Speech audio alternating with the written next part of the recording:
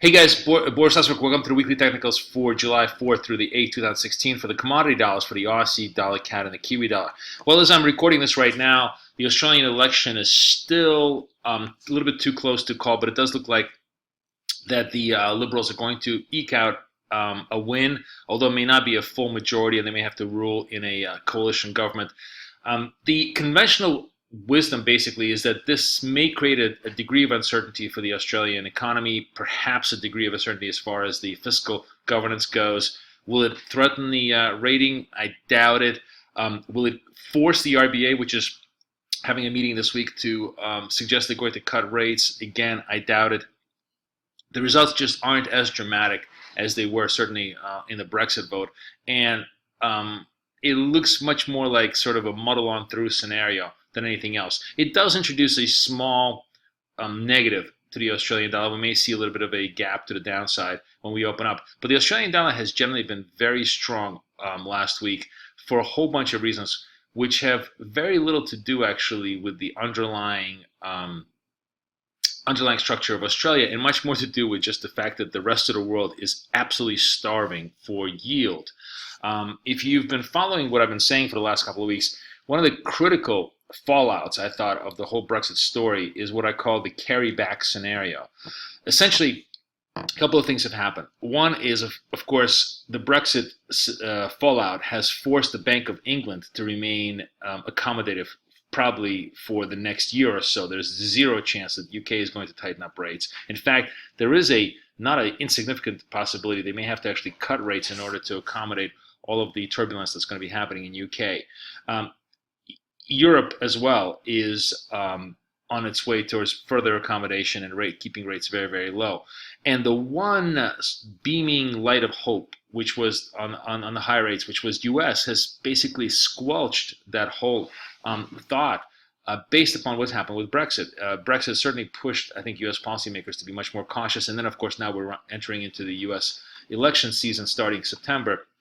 And my view, and I think the conventional view very much, is that there will be zero chance of any kind of rate hike out of the US this year, which leaves the rest of the world, and not only that, and let me just sort of actually expound on that, US rates in the meantime are only going lower.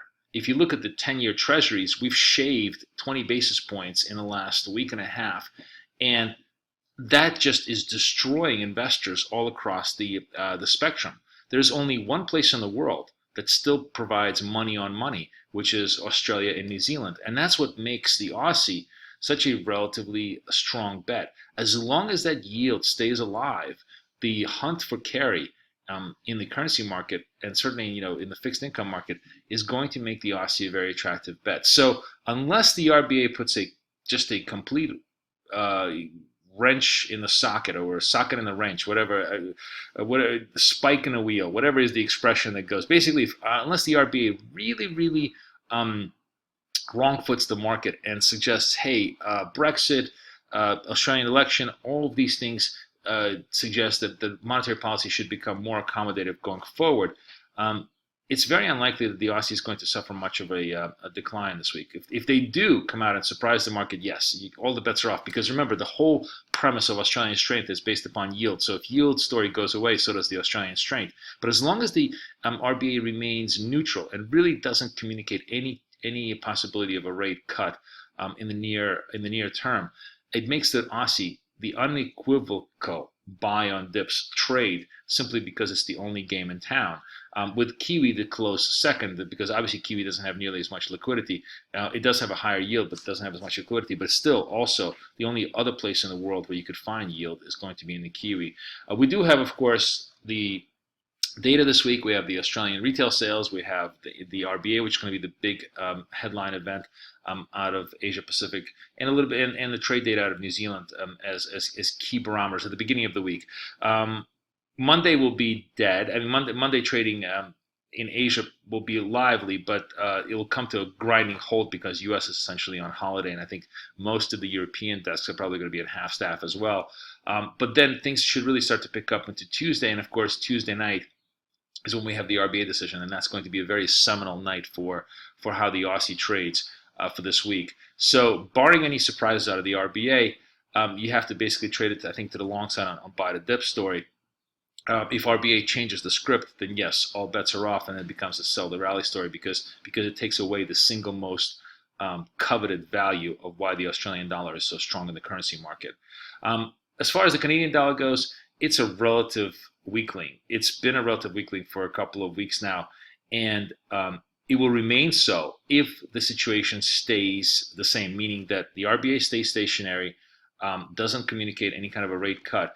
I think the loonie is going to be a laggard for a long time to come, partly because oil prices are starting to curl over, partly because we're starting to see cracks in the Canadian economy, especially because of Chinese demand starting to slow down, especially in places like British Columbia, where Chinese investment has been so massively important in pumping up asset values.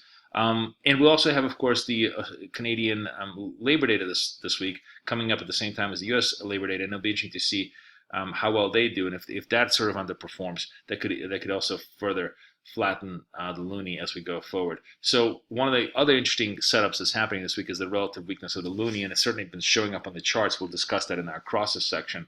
It's definitely worth looking. In the meantime, let's just take a look at where the levels are for each one of the pairs. So support in the Aussie, and this assumes, obviously, again, a shocker will break these levels. A shocker to the downside certainly will break these levels. And note, if RBA says we're cutting, 73s will go. But assuming that we're sort of at a status quo, this is where the levels are: 75 to the upside, 73 to the downside. 75 has been probed a couple of times this week. We break out, and then it becomes sort of a 76 and a half trade, and we'll take a look at the charts of where we're at. CADI is a 31 to 27 range. It's been staying in that range for quite a while. A weaker labor data out of Canada could really push us through that 31s and continue that whole relative weakness of dollar CAD. And New Zealand has always been the lower volatility trade. 72s has been the resist here, but it's really following, I think, it's sort of a little brother or little sister path towards the Aussie as far as that goes. One of the interesting things, by the way, it's definitely worth examining, is on a surprise basis. That is, let's say we just assume that there's a surprise scenario in RBA. Turns out to be far more dovish than the market believes. It creates another interesting look on a crosses for Aussie Kiwi, and we'll take a look at that as well as a potential trade next week. But these are the basic parameters we're walking into as the week starts, as to where we expect support resistance to really come in, essentially on a status quo basis. Now let's take a look at the charts and see how they line up. So let's start with the Aussie first. On the Aussie side, you can see where we've been knocking on the 75 door for quite a while. A breakout here above really does find that 76 peak, the pre-Brexit peak, as the key resist point. I think it's going to be kind of hard to overcome right away. But the rebuild in longs and just the overall pattern on a longer term basis really shows just the strength of the Australian dollar on technical basis. You see a series of higher lows, continuous buy to dip mentality. And very much flow into the Australian dollar technically. And I think, unless the RBA just rips that apart and says we're going to be cutting rates, that flow into the Australian dollar will continue because of that unquenchable thirst for yield that the rest of the world has and can't find anywhere else. The 75, 76 is a much chunkier level. You see the resist here and over here as a big zone. We can actually just highlight it to show you. And so I think it's going to be a little bit of a struggle for it to kind of completely overcome it. But a move into this level really puts it in a very, very healthy technical pattern and does set it up for a potential move all the way out towards the 78 highs from April. So Aussie still looks to be very strong to the buy side unless the script changes radically by the RBA, and it still presents itself as a buy to dip opportunity on a technical basis. Dollar CAD, on the other hand, is certainly far weaker. It did find some strength as the week came by. I mean, the loonie found some strength, so dollar CAD came in lower. But the decline in dollar CAD has just been much more modest. The rise here, 31, has been the very big resist point here. It'll be interesting to see how it trades out this week. Of course, oil is the secondary function here. If oil starts to drift lower, if we start coming down below the 45 barrel, maybe even into the low 40s, it certainly is going to put pressure here on dollar CAD. And this 131 is the very, very big resist area. It's actually a big resist area all the way through April. And if we bust out above that, it really opens up the potential for a run all the way up to 135. We still look to be, this is what I kept saying, this is one of the better buys in the currency market, meaning that the CAD is weak and the dollar is strong against it, and it still looks to be that way. You look at a series of higher lows.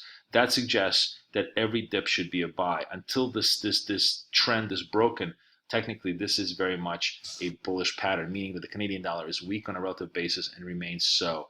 And here's the last of the calm dollars, which is the Kiwi. And the Kiwi, a very similar pattern to the Aussie, sort of, the post-Brexit break, and then a huge, nice, very considerable repair in that move. 72 is the resist here. 73 is the really big resist in the Kiwi.